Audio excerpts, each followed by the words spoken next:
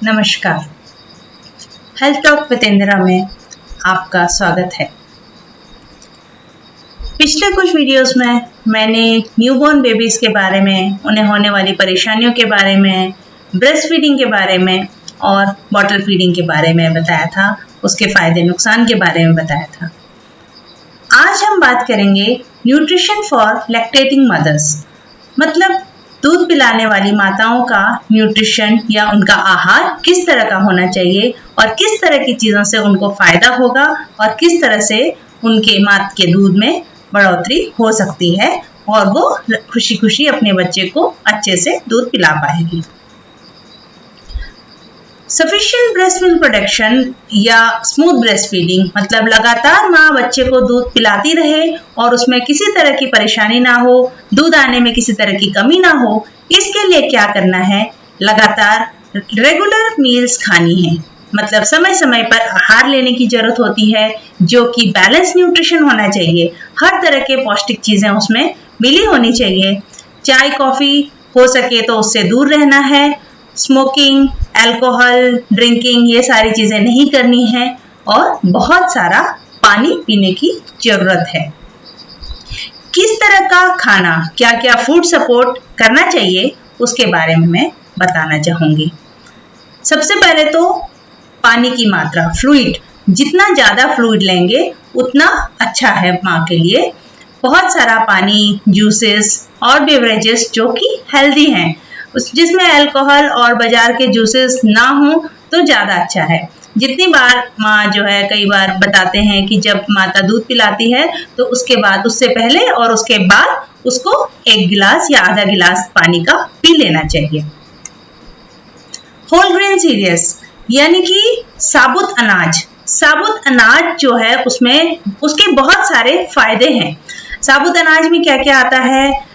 चावल हो गया, गेहूं, बाजरा, ज्वार और बाकी जो साबुत दालें होती हैं, ये सारी चीजें, इनके कई फायदे होते हैं। ये एनर्जी के या ताकत के रिचेस्ट सोर्स होते हैं। बहुत सारा इसमें फाइबर होता है। फाइबर होने की वजह से पेट की परेशानियां कम होती हैं और पेट साफ भी अच्छे से होता है। माता के डाइजेस्टिव सिस्टम को ये बहुत अच्छी तरह से ठीक ठाक रखता है, डाइजेशन में कोई परेशानी नहीं आती है। ब्रेस्ट फीडिंग में जो है बढ़ोतरी होती है इसकी वजह से, और इसमें बहुत सारे ऐसे प्रॉपर्टीज होती हैं जो उन हार्मोन्स को सपोर्ट करता है। हम सब जानते हैं कि दूध जो है हार्मोन्स की वजह से होता है, तो उन हार्मोन्स को सपोर्ट करते हैं जिनकी वजह से ब्रेस्ट फीड इंक्रीज होता है या ब्रेस्ट फीड बढ़ता है।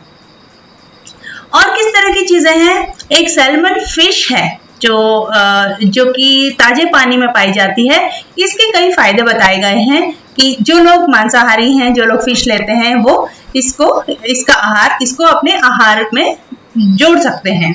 लो फैट मिल्क, दूध होना चाहिए जिसमें कि बहुत ज्यादा फैट ना हो, बहुत ज्यादा मलाई वाला दूध ना हो, थोड़े से कम, जैसे गाय का दूध, हल्का दूध जो है उसमें काफी सारे विटामिन्स, कैल्शियम, प्रोटीन होते हैं जो कि बोन्स के लिए, हड्डियों के लिए और मसल्स के लिए बहुत इंपॉर्टेंट होते हैं। फ्रूट्स और वेजिटेबल्स, इसमें हर किस्म के विटामिन्स और मिनरल्स पाए जाते हैं जो कि इम्यून सिस्टम को, माता की इम्यूनिटी को और इनडायरेक्टली वो बच्चे की इम्यूनिटी को डेवलप करते हैं। अच्छा दूध होगा तो बच्चे की इम्यूनिटी में भी बहुत ज्यादा फायदा होगा।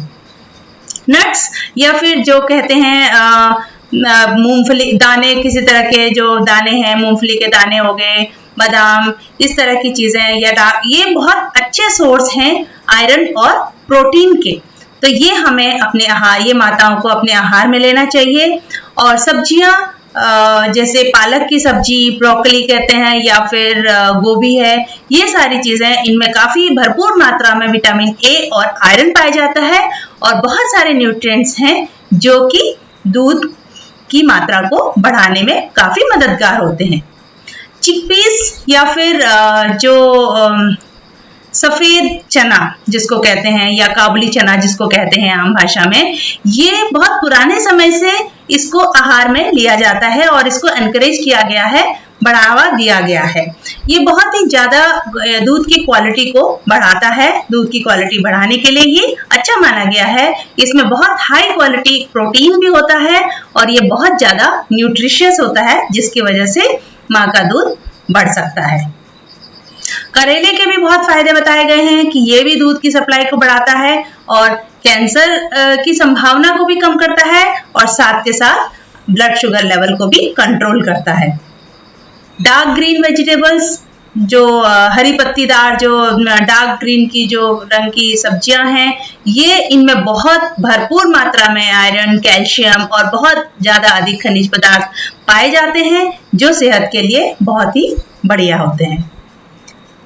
फेनल सीड्स या सौंफ जिसे कहेंगे, सौंफ को भी कई लोग अच्छा माना जाता है। सौंफ जो है डाइजेशन में भी हेल्प करता है और गार्लिक है या फिर अदरक है, ये सारी चीजें जो हैं इन सब से भी दूध की मात्रा बढ़ती है।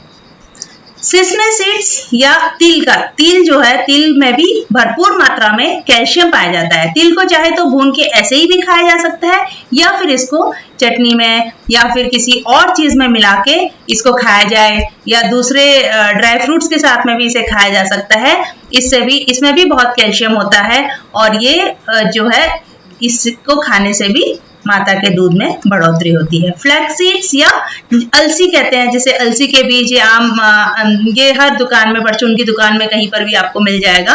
आजकल तो बहुत सारे लोग इसको लेते हैं। इसमें एसेंशियल फैटी एसिड्स भी मिलते हैं और ये इम्यूनिटी को भी बढ़ाता है और ये ब्रेस्ट मिल्क प्रोडक्शन में काफी मददगार सिद्ध होता है। तो ये कुछ चीजें थी जो खाने से, जो अपने आहार में लेने से अब माता अपने दूध को अच्छे मात्रा में, दूध की क्वालिटी को बढ़ा सकती है और दूध बहुत अच्छी तरह से होगा।